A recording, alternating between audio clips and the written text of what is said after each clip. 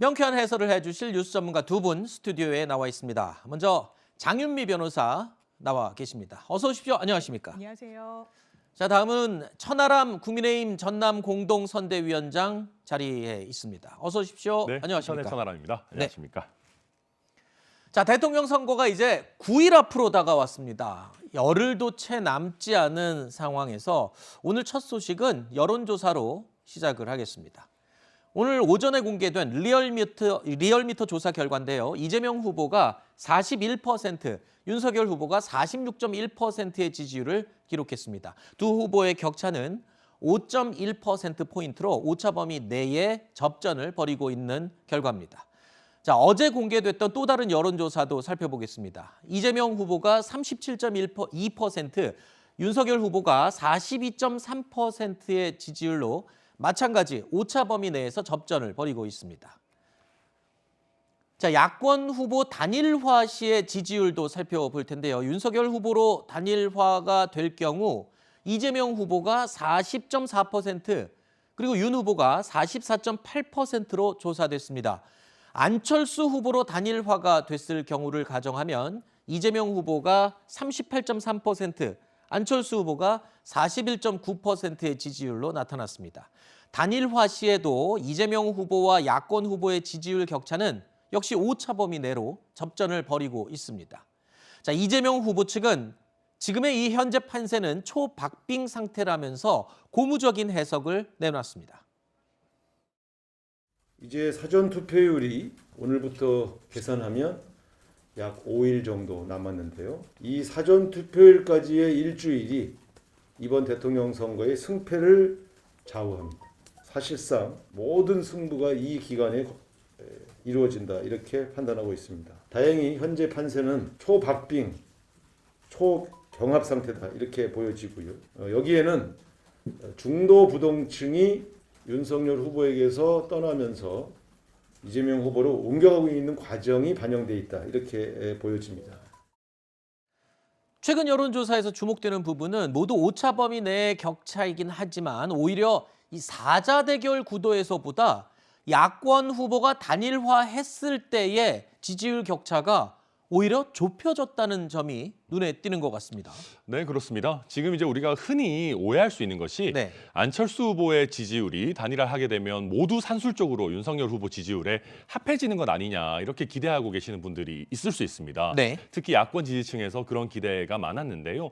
실제 안철수 후보의 지지층을 보면 단순히 윤석열 후보를 좋아하시는 분뿐만 아니라 이재명 후보로부터 실망해서 안철수 후보에게 넘어오신 분들도 많이 있기 때문에 이번 갤럽 여론조사에서 보듯이 오히려 단일화 시에 여론조사 격차가 줄어들기도 한다는 것이 한 가지가 있고요. 또 한 가지 이번 여론조사에서 주목해서 볼 부분은 안철수 후보가 본인이 윤석열 후보에 비해 본선 경쟁력이 더 있다라는 취지의 주장들을 많이 해왔는데 오히려 안철수 후보로 단일화가 되는 경우에 또 이재명 후보와의 격차가 더 줄어든다라는 것도 한 가지 유념하셔서 볼 부분입니다. 네. 조금 전에 우상호 본부장이 사전투표가 중요한 변수가 될 것이다라고 했는데 이번 주 안으로 얼마나 많은 표심을 잡는지도 굉장히 중요하겠군요. 그렇다면. 그렇습니다. 사실 사전투표가 이번 주 금요일, 토요일 예정돼 있기 때문에 얼마 남지 않았는데 여론조사를 해보면 아무래도 민주당 이재명 후보를 지지하는 층에서 사전투표에 좀 더 적극적인 의견을 내놓고 있는 것 같습니다. 그렇다면 기본적으로 사전투표에는 뭐 민주당이, 그리고 본투표에서는 또 국민의힘 측이 좀 강한 그런 지표를 보였다라는 점이 있는데 사실 비근한 최근에 있었던 서울시장 선거에서 그 사전 선거에서는 비교적 경합을 벌이기는 했었습니다. 오세훈, 박영선 두 후보가 경합이었지만 사실 본투표에서 상당히 많은 격차로 패배를 민주당이 한 그런 전례가 있어서 이 사전 투표에 또 많은 이 두 당이 좀 그 화력을 집중할 것으로 보이는 부분도 있습니다. 네, 그러니까 사전 투표 결과가 본선 투표와 어떤 연관성이 있거나 예측할 만한 이 잣대가 되지는 않을 것이다. 그렇게 얘기를 해주셨군요. 자, 이런 가운데 유시민 전 노무현 재단 이사장은요, 이재명 후보의 당선 가능성에 대해서 이런 언급을 하기도 했습니다. 저는 뭐 사실 누가 이길지 모르겠는데 약간의 희망사항을 섞어서 그래도 이재명 후보가 좀 더 유력하지 않나 그렇게 생각해요. 지지자들이 얼마나 절박하고 절실한가가 이제 마지막 승부를 좌우하는 건데 저는 이재명 후보의 지지층이 윤석열 후보의 지지자들보다 훨씬 더 구체적으로 절박하다고 봐요. 그래도 반반인데 그래서 500원 걸으라 하면 네. 이재명 후보 쪽으로 거는 게 조금 더 현실성 있지 않을까? 아니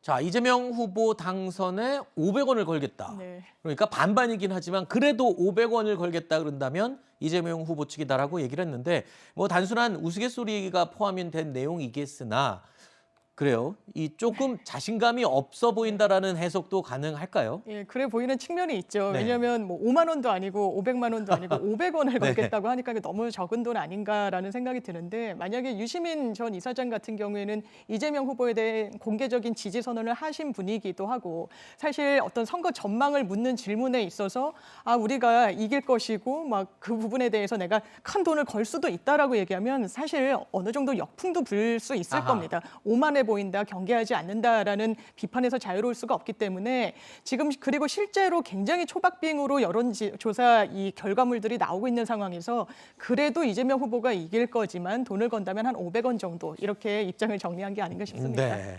역공을 받을 걸 우려해서 조금 겸손하게 예측을 한 게 아닌가 이렇게 얘기를 해주셨군요.